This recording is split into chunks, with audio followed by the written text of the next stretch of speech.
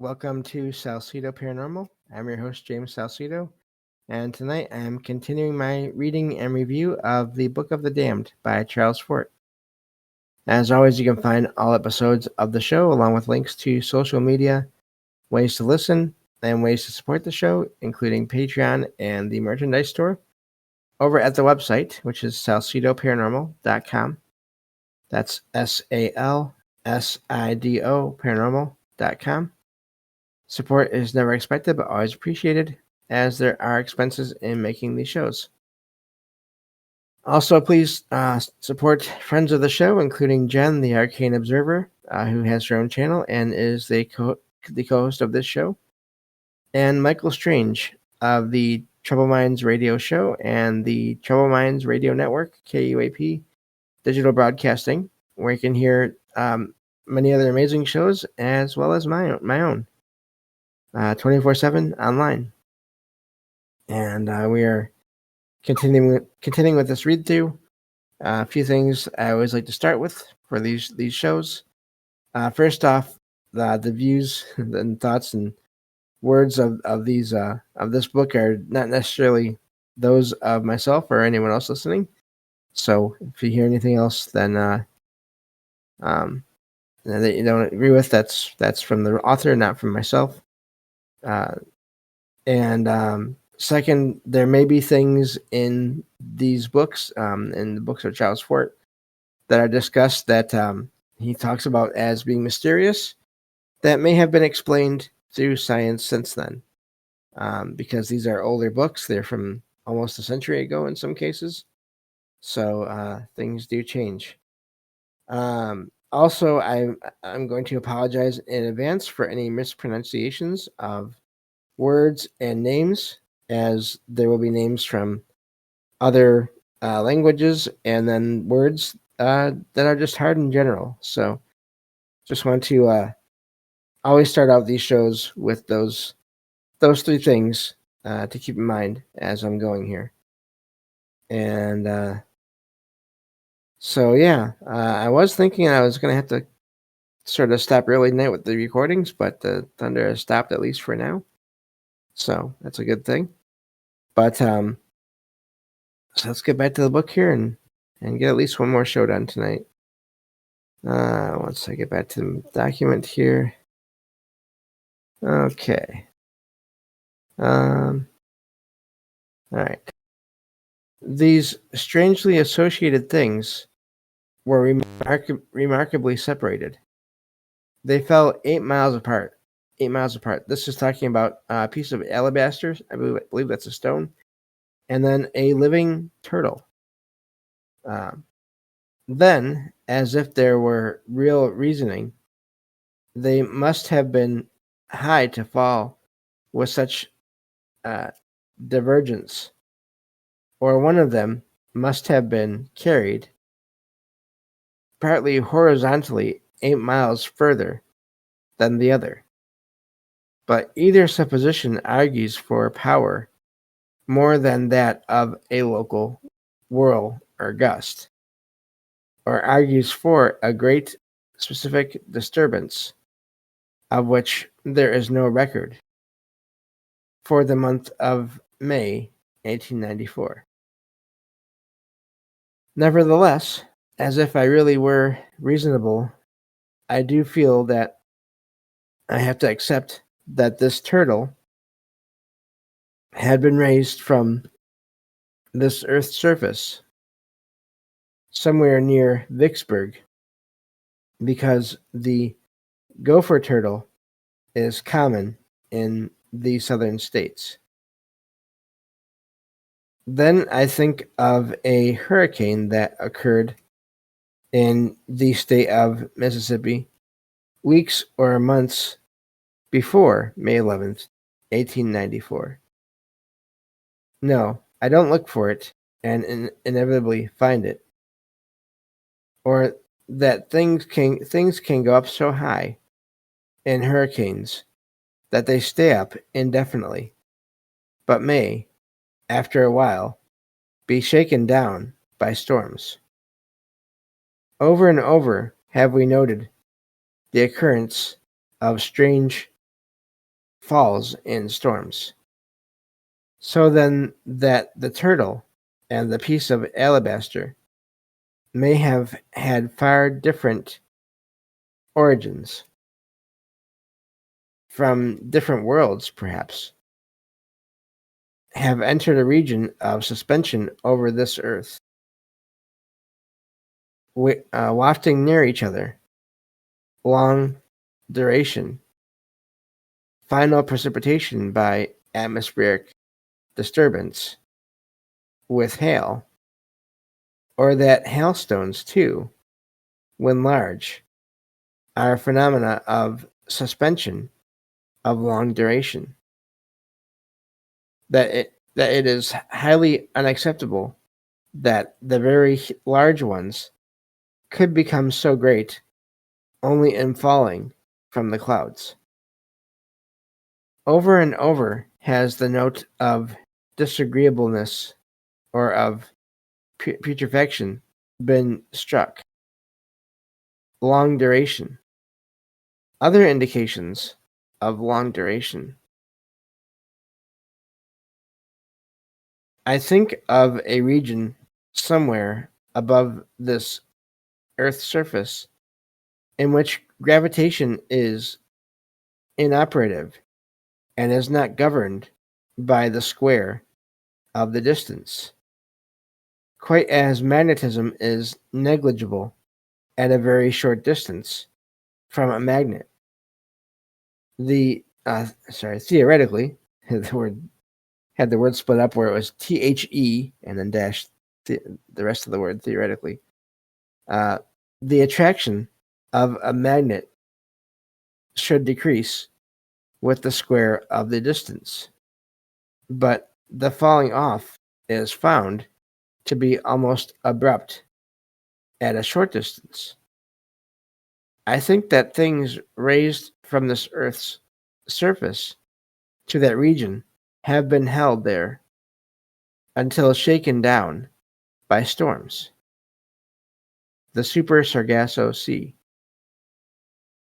Derelicts, rubbish, old cargoes from interplanetary wrecks, things cast out into what is called space by convulsions of other planets, things from the times of the Alexanders, Caesars, and Napoleons of Mars and Jupiter and Neptune, things raised by this Earth's cyclones, horses and barns, and elephants and flies, and dodos, moas, I'm not sure what that is, and pterodactyls, leaves from modern trees, and leaves of the Carboniferous era, all, however, tending to disintegrate.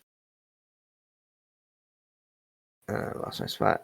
Homogeneous looking muds or dusts. Wait, is that right? Hang on 1 minute. Oh, disintegrate into. There we go. Missed the word. Homogeneous looking muds or dusts. Red or black or yellow. Treasure troves for the paleontologists and for the archaeologists. Accumulations of centuries. Cyclones of Egypt, Greece, and Assyria. Fishes dried and hard. Words are hard. There a short time. Others there long enough to putrefy. But the omnipresence of heterogeneity are living fishes also, ponds of fresh water, oceans of salt water. As to the law of gravitation, I prefer to take one simple stand. Orthodoxy accepts the correlation and equivalence of forces. Gravitation is one of these forces. All other forces have phenomena of repulsion and of inertness. irrespective of distance, as well as of attraction. But Newtonian gravitation admits attraction only. Then Newtonian gravitation can be only 1/3 acceptable even to the orthodox. Or there is denial of the correlation and equivalence of forces. Or still simpler, here are the data. Make what you will yourself of them. In our intermediatist revolt against homogeneous or positive explanations, or our acceptance that the all sufficing cannot be less than universality, besides which, however, there would be nothing to suffice our expression upon the Super Sargasso Sea, though it harmonizes with data of fishes that fall as if from a stationary source, and of course with other data, and is inadequate to account for two peculiarities of the falls of frogs: that never has a fall of tadpoles been reported, that never has a fall of full-grown frogs been reported, always frogs a few months old. It sounds positive, but if there be such reports, they are somewhere out of my range of reading. But tadpoles would be more likely to fall from the sky than would frogs, little or big, if such falls be attributed to whirlwinds, and more likely to fall from the Super Sargasso Sea if, though very tentatively and provisionally, we accept the Super Sargasso Sea. Before we take up an especial expression upon the fall of immature and larval forms of life to this earth, and the necessity then of conceiving of some factor besides mere stationariness, or suspension, or stagnation, there are other data that are similar to data of falls of fishes. Science Gossip, 1886-238. That small snails of a land species had fallen near Redruth, Cornwall, July 1886, quotation marks, during a heavy thunderstorm, in quotation marks. Roads and fields strewn with them, so that they were gathered up by the hatful. None seen to fall by the writer of this account. Snails said to be, in quotation marks, quite different to any previously known in this district, in quotation marks.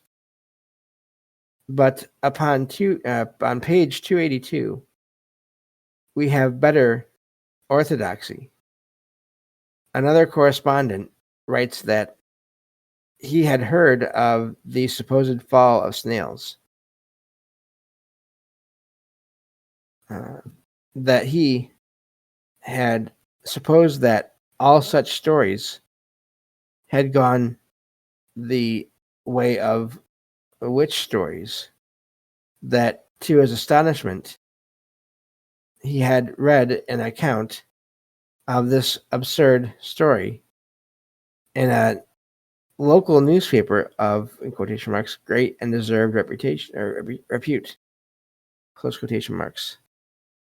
And again, open quotation marks. I thought I should for once like to trace the origin of one of these fabulous tales, quotation marks.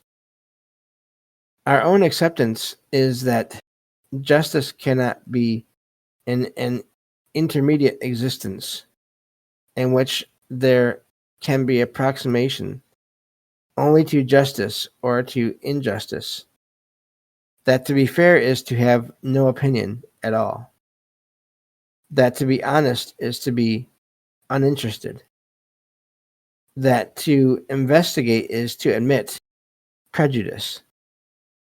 That nobody has ever really investigated anything, but has always sought positively to prove or to disprove something that was conceived of or suspected in advance. As I suspected, says this correspondent, I found that the snails were of a familiar land species, that they had been upon the ground in the first place. He found the snails had appeared after the rain, that astonished rustics had jumped to the conclusion that they had fallen. He met one person who said that he had seen the snails fall. Quotation marks. This was his error, in quotation marks, says the investigator. In the philosophical magazine, I also, just real quick, here you have an early example of, you didn't see that. You're wrong. You didn't see that. Just automatic. And you still have that happening today, which is sad. In the philosophical magazine 58-310, there is an account of snails said to have fallen at Bristol in a field of 3 acres in such quantities that, in quotation marks, may be considered as a local, skip the line, that they were shoveled up. It is said that the snails, in quotation marks, here we go, may be considered as a local species, in quotation marks. Upon page 457, another correspondent says that the numbers have been exaggerated and that, in his opinion, they had been upon the ground in the first place, but that there had been some unusual condition aloft comes out in his observation upon, in quotation marks, the curious azure blue appearance of the sun at the time, in quotation marks. Nature 47-278, that according to a publication, December 1892, upon August 9th, 1892, a yellow cloud appeared over Paderborn, Germany. From this cloud fell a torrential rain, in which were hundreds of mussels, mussels. There is no mention of whatever may have been upon the ground in the first place, nor of a whirlwind. Lizards said to have fallen on the sidewalks of Montreal, Canada, December 28th, 1857. Notes and queries 8-6-104. In the Scientific American 3-112, a correspondent writes from South Granville, New York, that during a heavy shower, July 3rd, 1860, he heard a peculiar sound at his feet, and looking down, saw a snake lying as if stunned by a fall. It then came to life. Gray snake, about a foot long. These data have any meaning or lack of meaning, or degree of damnation you please. But in the matter of the fall that occurred at Memphis, Tennessee, occur some strong significances to all segregations so far considered. Monthly Weather Review, January 15th, 1877. That in Memphis, Tennessee, January 15th, 1877, rather strictly localized or in a space of 2 blocks, and after a violent storm in which the rain fell in torrents, snakes were found. They were crawling on the sidewalks, in yards, and in streets, and in masses, but none were found on roofs or any other elevation above ground, and none were seen to fall.